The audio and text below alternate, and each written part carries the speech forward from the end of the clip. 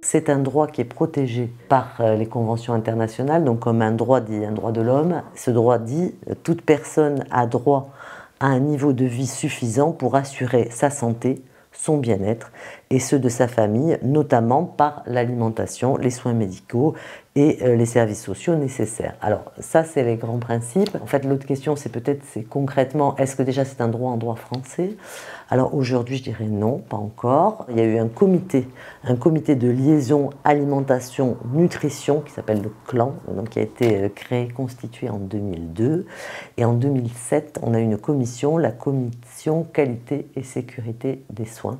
Donc tout ça, c'est dans ce cadre-là, réfléchir à l'alimentation et la dénutrition. On sait que les personnes âgées, lorsqu'elles se retrouvent seules, souvent, elles ne mangent pas, elles mangent moins bien. On sait également, et ça c'est un point qui est très important, que lorsqu'une personne âgée se retrouve hospitalisée ou dans un établissement de santé ou de soins, il y aurait une perte d'alimentation et de poids de 40%, ce qui est quand même énorme. C'est quand même un point qui doit être réfléchi, pensé, pour pouvoir avancer à ce niveau-là.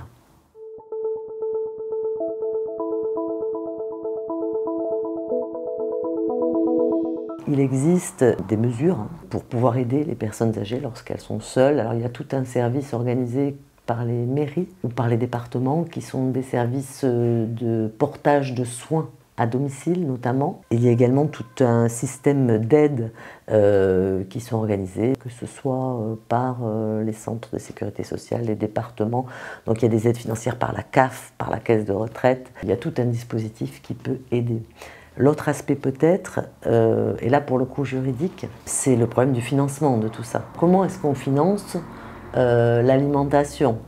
Donc soit quand on est en dehors des aides, il faut savoir qu'il existe une obligation alimentaire qui s'impose pour nos ascendants. On doit, lorsqu'on en a les moyens, subvenir concrètement, financièrement aux besoins. La contribution, elle devra être fixée en fonction des besoins et notamment des besoins essentiels de la personne âgée.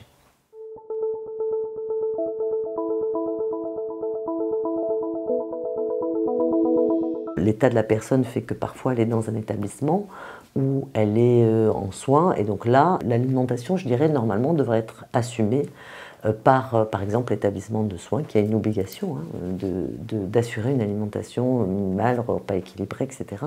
Ça fait partie de ses obligations puisque l'alimentation, plus généralement, c'est considéré comme du soin nécessaire à apporter à une personne. Si la personne n'est pas à même de subvenir à ses besoins, c'est d'envisager des mesures extérieures, des mesures judiciaires. Ça va aller d'une mesure d'assistance à une mesure de représentation lorsque vraiment la personne ne peut plus rien faire concrètement toute seule.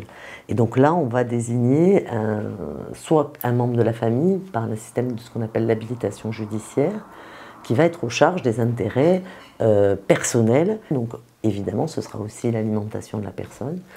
Et soit ça va être un mandataire, quelqu'un d'extérieur à la famille, qui va être désigné donc par un juge des tutelles, qui lui va devoir ou va pouvoir à ce moment-là proposer des mesures d'assistance ou représentation à la personne qui sera pour le coup une personne vulnérable que l'on doit protéger. Et là, le droit va permettre sa protection par ces techniques-là.